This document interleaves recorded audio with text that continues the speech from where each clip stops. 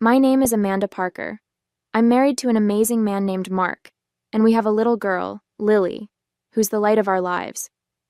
But back when I was 18, things weren't so picture perfect. I had just graduated high school, and it should have been one of the happiest days of my life. Instead, that day ended up being the moment everything fell apart with my stepmom, Sandra, and my brother, Ian. It was right after the graduation ceremony. I was still wearing my cap and gown when Sandra pulled me aside with that fake, tight smile she always had when she was about to deliver bad news. "Amanda," she said, almost sweetly, "I need you to know that the college fund your dad left behind won't be yours after all." Just like that. No explanation, no empathy. Just dropped it like it was no big deal. I froze, staring at her, trying to process. "What do you mean?" I asked. My dad had told me about that fund himself. He'd set it up for me when I was a kid. Sandra didn't even flinch. She just shrugged like she was discussing the weather. "Well, Ian and I talked about it, and we think it would be better if the money went towards something more practical. Ian has a plan for it, and honestly, Amanda, you've always been more of a dreamer. College might not be the best fit for you." I couldn't believe what I was hearing. Ian had always been the golden child, and Sandra treated him like he could do no wrong, but this was next level. "That money was for me. Dad wanted me to go to college," I said, my voice shaking. Ian came over, clearly eavesdropping, and of course he chimed in. "Amanda, calm down. You know I'll make good use of it. I'm planning to invest it, start a business. Dad would have wanted us to be smart about it. Besides, you can just take out loans like everyone else if college means that much to you." He said it so casually, like I should just roll over and accept it. My hands were trembling, and my heart was pounding in my chest. "You can't just take what's mine. That's stealing," I yelled. Sandra looked around, clearly embarrassed that I was making a scene, and hissed, "Lower your voice, Amanda. This is family business, and you're being dramatic." I wanted to scream, but instead, I just walked away. The whole graduation day turned into a blur after that. I remember sitting in my room that night, staring at the ceiling, wondering how everything had gone so wrong. My dad had passed away the year before, and he'd always been my rock. Without him, I felt like Sandra and Ian had all the power, and I was completely alone. The next day, I tried to bring it up again, hoping Sandra might reconsider. She just rolled her eyes and said, "Amanda, you're an adult now. It's time to grow up and figure things out for yourself. That money is being used for the family, which includes Ian." When I told Mark about it later, he was my boyfriend at the time, he was furious. "They can't do that to you. That fund was meant for your future." But legally, I didn't know what I could do. The account was in Sandra's name, and without my dad, I had no one to fight for me. Mark offered to help me figure it out, but I told him to let it go. I didn't want to fight a losing battle and make things even worse.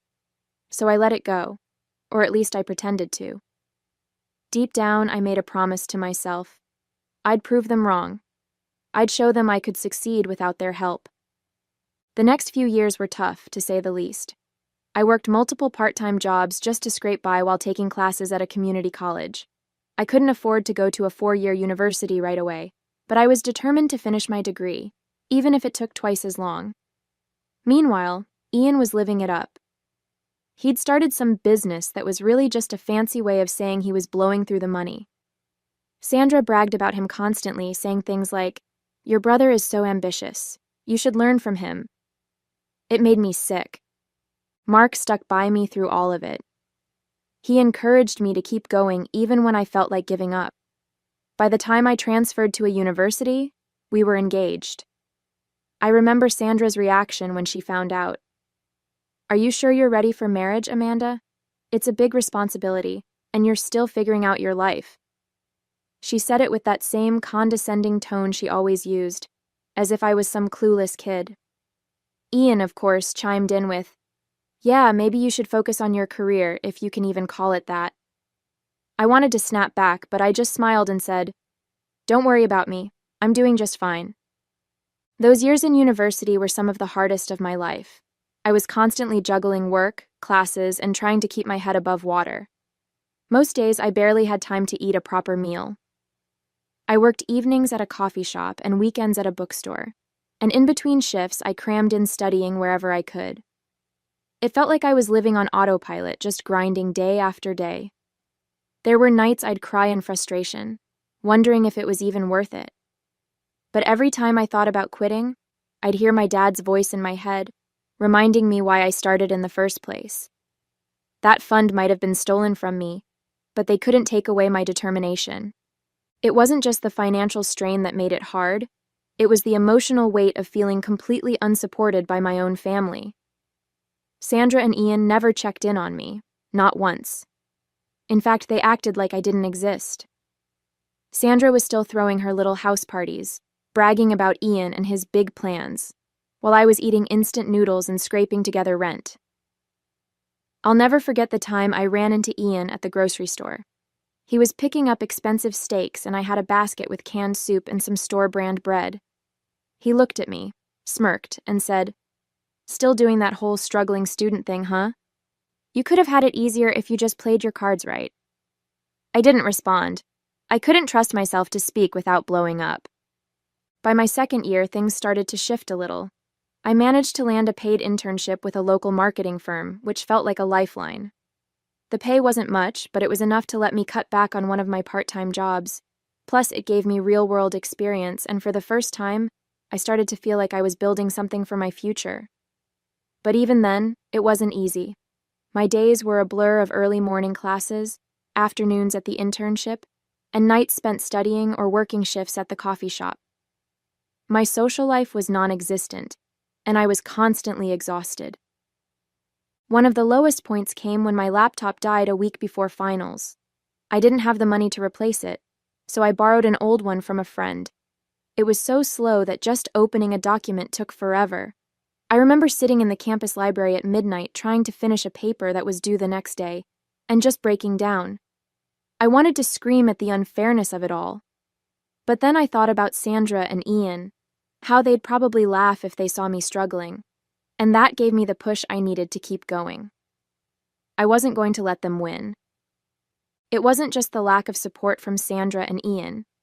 It was the way they'd go out of their way to humiliate me, especially in front of others. There was one Thanksgiving dinner I'll never forget. I had just started college. I hadn't planned on going, but Mark convinced me to show up for appearances. I should have trusted my gut and stayed home. Sandra was hosting, and the table was packed with her friends and a few of Ian's business contacts, if you know what I mean. Everything was going smoothly, until Ian decided to open his mouth. "So, Amanda," he said loudly, smirking as he leaned back in his chair, "how's that glamorous student life treating you? Still making lattes and scraping by?" A few of the guests chuckled nervously, probably unsure if he was joking. I felt my cheeks burn, but before I could respond, Sandra chimed in. "Ian, don't be mean," she said in that fake, syrupy tone she always used when she wanted to sound magnanimous. "Amanda is doing the best she can. Not everyone is cut out for success right away." The way she said it, with that little pause before doing the best she can, made it clear what she really thought. Mark was my anchor during those years. No matter how bad things got, he was always there to remind me why I was pushing through. I'd come home from a late shift or the library, completely drained, and he'd have dinner waiting for me, even if it was just grilled cheese or leftovers. There was one night in particular that sticks with me. I'd just failed an important exam, and it felt like everything was falling apart. I came home, dropped my bag on the floor, and just started crying right there in the doorway. Mark didn't ask what was wrong right away. He just hugged me and let me cry until I could talk. When I finally got the words out, he said, "Amanda, this one test doesn't define you. You're doing something so many people would have given up on by now. You're allowed to stumble, but you're not going to fall. You're stronger than this." Then he made me hot chocolate and sat with me until I felt like myself again. It wasn't just his words. It was the way he believed in me. Even when I couldn't believe in myself. Knowing he had my back made all the difference. By the time I graduated, I felt like I'd climbed a mountain. It wasn't just the degree itself, it was everything it represented. I'd made it, despite all the obstacles, despite Sandra and Ian's complete lack of support. I didn't invite them to the ceremony. Mark and a few close friends were there cheering me on as I crossed the stage. I remember thinking, they don't get to take this moment away from me. It was one of the proudest days of my life. Not long after graduation, I landed a job at a mid-sized marketing firm. It wasn't glamorous, but it paid well, and for the first time, I could breathe a little. Mark and I got married the following year, and not long after that, we found out I was pregnant with Lily. It felt like everything was finally coming together. Sandra and Ian? I didn't hear from them. It was like I didn't exist to them. Climbing the career ladder wasn't easy, but it felt like a natural continuation of the grit I'd built during college. I started at the bottom, managing small accounts no one else wanted. I worked hard, stayed late, and took on projects that weren't even in my job description. Slowly, people started to notice. My manager once pulled me aside after a big presentation and said, "Amanda, the way you handled that client, it's like you've been doing this for years. You've got a real talent for connecting with people." It meant the world to me, but it also stung in a strange way. Hearing praise from colleagues and managers, people who barely knew me, only highlighted how little I'd ever gotten from my own family. I'd sit in meetings where my boss would brag about my work ethic, or I'd overhear coworkers saying things like, "Amanda's a star, she's going places," and part of me felt empty. I kept thinking, why couldn't Ian have said something like that? Why couldn't Sandra have seen my worth? Instead, all I ever got from them were backhanded comments or outright dismissal. It was a hollow kind of sadness, knowing the approval I'd craved as a teenager would never come from them. My life kept moving forward, and with every step, I felt like I was finally building something solid. After a few years at the firm, I landed a promotion to account manager, overseeing a team of my own. It felt surreal. Just a few years ago, I was struggling to pay for groceries, and now I was sitting in meetings with executives, presenting strategies I had developed. Mark was my biggest cheerleader through it all. When I got the promotion, he surprised me with a little dinner party at home, just us and a few close friends. "You've earned this," he said, raising his glass to toast me. "No one deserves it more." Around the same time, we welcomed Lily into the world. The moment I held her for the first time, everything else faded away. I remember looking at her tiny face and thinking, I'm going to make sure you always feel loved and supported, no matter what. Being a mom added a whole new layer of joy and purpose to my life. But while my world was brightening, Sandra and Ian's was starting to crumble. Ian's big plans had fallen apart. His business tanked, and Sandra, who had always prided herself on her social status, suddenly seemed less confident. The whispers started to spread. They were struggling financially, and Ian was back living at home with Sandra. I'll never forget the day I ran into Ian and Sandra at the grocery store. It had been years since I'd seen either of them, and honestly, I wasn't prepared for how different they looked. I was in the organic aisle, picking out some fancy cheese for a dinner Mark and I were hosting. Lily was in the cart, babbling about something, when I turned the corner and almost bumped into them. Ian was pushing a cart with just a few items, mostly canned food and a bag of rice, and Sandra was trailing behind him, looking worn out and older than I'd ever seen her. "Amanda," Sandra said, her voice a mix of shock and awkwardness. Ian glanced up, and his expression hardened when he saw me. I didn't know what to say at first. I was standing there with my cart full of high-end groceries, Lily giggling in her seat, while they looked like they were barely scraping by. Sandra tried to muster up her usual fake smile. "You're looking... well," she said, her eyes darting to my cart. Ian just grunted, clearly too proud to say anything. "Yeah, things have been good," I replied casually, not wanting to rub it in, but unable to hide the satisfaction I felt. It was a stark contrast from the last time we'd crossed paths at a grocery store when I was the one struggling and Ian was flaunting his success. After that run-in, things changed. Suddenly, Sandra and Ian were trying to get back into my life. It started with small things, Sandra calling to check in or sending me awkward messages on social media. "Hi, Amanda. Just wanted to see how you're doing. It's been so long." She never outright mentioned our encounter at the grocery store, but the timing was too obvious to ignore. Ian wasn't as subtle. He sent me a text not long after. "Hey sis, we should catch up sometime. I've got some ideas I'd love to run by you." At first I ignored them. I didn't trust their intentions, and honestly, I was still too bitter to entertain the idea of reconnecting. But they didn't stop. Sandra started calling Mark too, under the guise of being a concerned stepmom, asking about Lily and how we were doing. Mark, being the kind-hearted person he is, told me, maybe they're trying to make amends. I wasn't so sure. It felt less like genuine interest and more like they'd seen how well I was doing and wanted to latch on. Part of me wanted to confront them outright, but another part of me was curious to see how far they'd take it. It was a quiet Saturday afternoon when I pulled into the driveway and saw Ian and Sandra standing in front of my house. At first, I thought I was imagining things. They looked out of place, like characters in the wrong scene of a movie. Sandra was clutching her purse tightly, her face tense, while Ian stood with his hands in his pockets, looking everywhere but at me. Mark and Lily were at the zoo with his parents, so it was just me. I couldn't go with them because I had to finish some things at the office for an important meeting that I was going to have on Monday. I sighed, already bracing myself for whatever this was. As I stepped out of the car, Sandra's face lit up with that overly rehearsed smile I knew too well.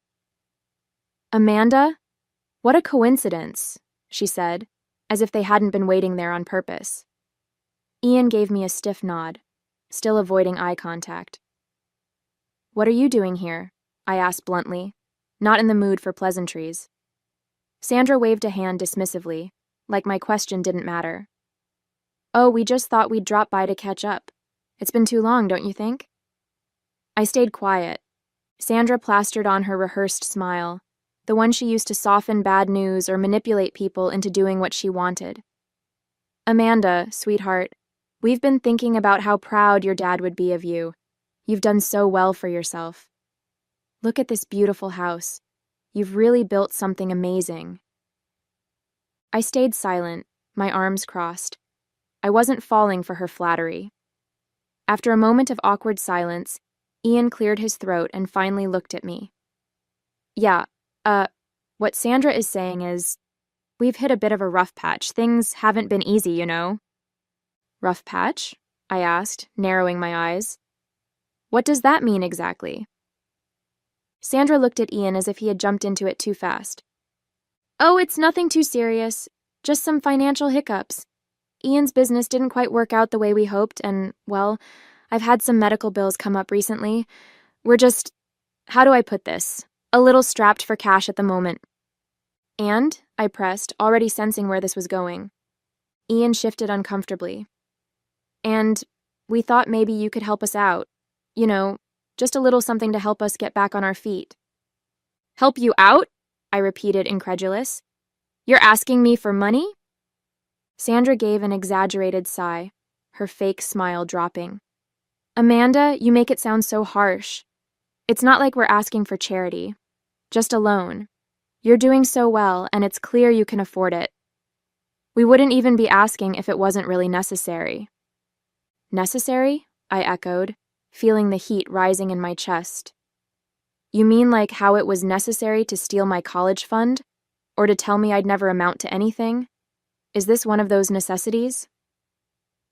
Ian's jaw tightened. "That's not fair, Amanda. We did what we thought was best at the time."